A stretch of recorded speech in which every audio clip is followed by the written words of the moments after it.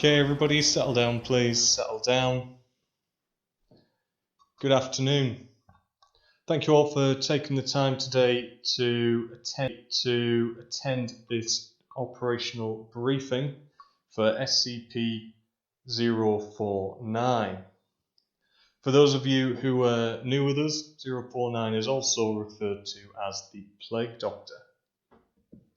The objectives of this briefing is to give you insight into 049, what the containment procedures are, and what your duties will be when enacting containment on 049.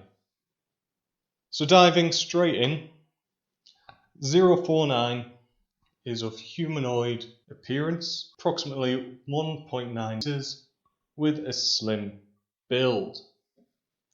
Now researchers took the opportunity to X-ray 049 and found that it did contain indeed what appeared to be a human skeleton. 049 appears to be clad in a black robes and a white elongated ceramic mask. The robes that 049 appears to wear seemingly grow out of, for lack of a better word, its skin. They appear to be physically a part of 049. This of course means please don't 049 to disrobe, as it is physically impossible. Now he's often in possession of his doctor's bag, a stick and a journal. These have been allowed by the lead researcher and the duty researchers on duty at the time. 049 was originally picked up in the south of France, and it's believed that he hails from the medieval era in France. However, curiously, 049, when talking in English, does appear to speak in an upper-class Southern English accent. There's also evidence to suggest that 049 can speak a multitude of languages to varying degrees.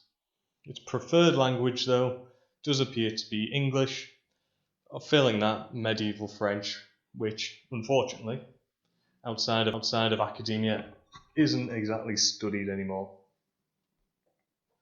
049 has a strange compulsion to cure what he believes and what he calls the pestilence. The pestilence itself is not understood by us, nor are we sure of its qualifying criteria in 049's mind. All we know is that 049 will attempt to kill any individual or group of individuals which it believes to have the pestilence, and through utilizing his inverted commas cures, goes on to generate secondaries. These secondaries come in the form of reanimated corpses. That is to say, 049, to generate a secondary, it first must kill somebody and it will reanimate that body. However, 049 is generally very pleasant to talk with, is quite cordial and polite, and indeed we would encourage officers during their rounds to talk with 049 and build up a rapport. Researchers and ourselves here in the Internal Security Department believe that this rapport may help greatly on any future chance of containment issues with 049. However, 049 is extremely dangerous, and we've classified the risk as high. This is in no small part to 049's approachability, and from that, his unpredictability. We have evidence to suggest that when 049's needs are not met, it can be quite manipulative. All of this on their own risk. But 049 demonstrates the ability to kill any human individual on contact. How this works, we are not entirely sure. However, some experiments relating to the containment procedures that we have hopefully borne a bit of fruit. Whilst not used in the field so far, We found that with an adequate amount of protection and overlapping layers, the exposure can be extended to at least a couple of seconds. This, of course, will not protect you if 049 is intent on killing you. However, if you were to brush past him or anything of that nature, you would be sufficiently protected. The psychological risks associated with 049 are classed as minimal. Whilst in 049's presence there is a general feeling of unease and dread, these feelings dissipate very quickly after leaving. The main risk of psychological trauma, specifically for members of staff here, is observing any of the operations that 049 uses to cure the pestilence from people. Effectively autopsying corpses of potential friends and loved ones to then be reanimated. The secondaries that 049 does create are quite grotesque. In order to effect the cure, 049 eviscerates his subjects, pumps them full of unknown chemicals. It's just when they seem to meet in a corpse that 049 is intending to reanimate, things just work. But essentially, back on point, tubes going into bodies, not something to behold. In terms of risks to reality overall, 049 presents a minimal risk.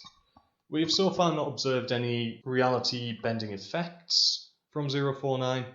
However, that's not to say that there aren't any. 9 poses a moderate risk to the Foundation upon containment breach. This is mainly due to his ability to kill on contact and to generate secondaries, which may produce the risk of taking control of various sections of the Foundation. Would pose quite the challenge to take them back. 049 has also been observed being able to close large distances very quickly, as with many of our other entities. As is advised, just keep your eyes on them. So, the special containment procedures required for 049. So far, nothing particularly special. The type of containment that it requires is a standard humanoid containment cell, Class 3. For those who don't know, Class 3 containment cells contain voice interaction and a viewport. Personal effects of 049 must only be given or taken away on the duty researcher's authority only. This authority must also be countersigned by either the lead researcher for 049 or by an independent senior manager. The same goes for personal requests. Being very amicable, may ask you for something seemingly small or indeed quite large. 049's requests are not to be flat out refused. This is for a number of reasons, not least of which is this can make 049 quite irate and by extension quite dangerous. Simply saying the line to 049, "I'll need to go and check with my superior," should give you enough to remove yourself from any dangerous situation and pass the request up to the correct authority. Contact, again, with 049 can be made through a protective barrier using only verbal discourse. But again, we do encourage conversation with 049. Quite polite, very knowledgeable on a lot of subjects, and who knows, you might learn something. So standard operating practices whilst in the vicinity of 049. Again, 049 does not appear to require any special containment procedures outside of the cell that he's kept in. And what this means to you guys on the ground is, as part of your routine round, just check in on him time to time, ensure that he is secure and that he's not doing anything particularly naughty. Welfare checks are not required. 049 does not appear to have any dietary requirements or any bodily functions. However, they are appreciated by 049.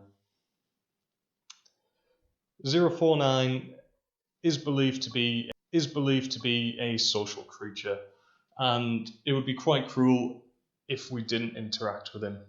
And indeed, these interactions over a period of time with multiple officers will hopefully demonstrate to 049 that we're looking to help him and indeed would like some research.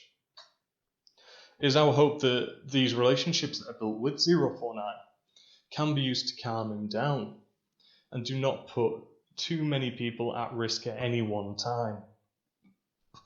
So, equipment that you're required to take with you on your rounds if you are patrolling 049's sector. You are required to carry a non-anti-keter ketchum. It's one of the rods with a wire on the end. Whilst the ones provided do have a tase facility, these have so far been observed to have nil effect on 049. And of course, as always, carry your personal containment option. We have no evidence to suggest that the PCO will work at all. Indeed, 049 does appear to be quite resistant to projectiles. However, projectiles from 4 or 5 officers may produce enough kinetic force to slow 049 down, or indeed to give him something to think about. Now, if the pestilence, you are immediately to report to your supervisor. This is for your safety because 049 is very single-minded in curing the pestilence.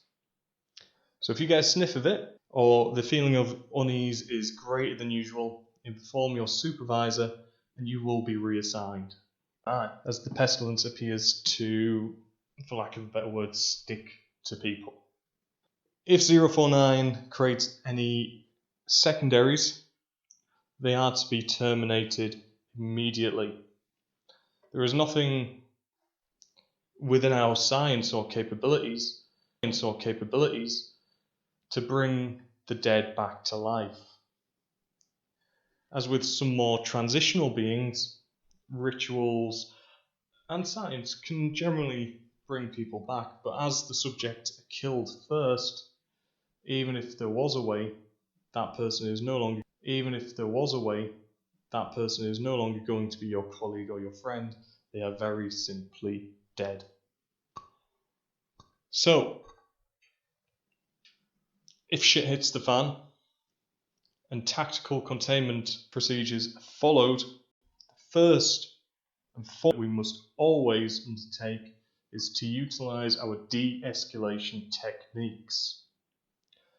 Talking 049 down from an aggravated state is not particularly difficult, and this is why it's important that we encourage the building of relationships. Force will be the next step. What this means is between 15 and 20 officers will show up armed with the ketchums and the PCOs, ready to enact an effective intervention should anything happen.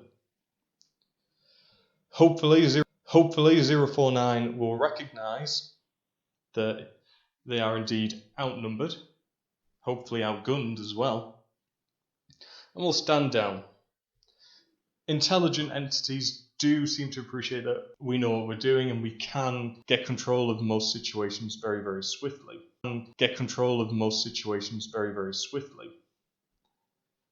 049 049 being a thinking, living being essentially, understands this, and it may help in reducing any potential loss of life. If a breach is imminent or has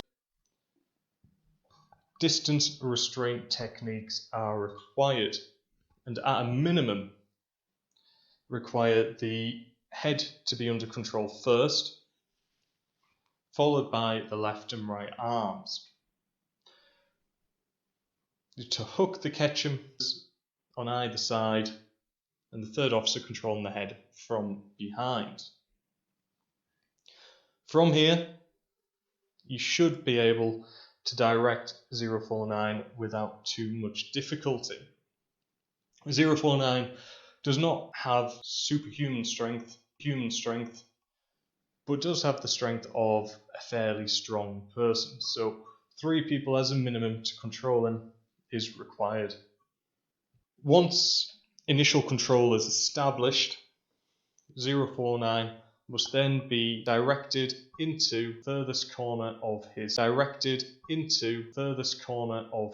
cell.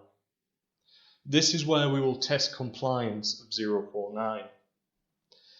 We will ask it to face the wall, then to kneel, then to place the left hand touching head, then the right hand, and to dip his chin to his chest. Once compliance has been established, we can start removing the Ketchum lines, first from the left arm, followed by the right arm, and finally the head. Whilst this is happening, we'll be on standby with Ketchums at the ready to take control during this particularly risky transition period.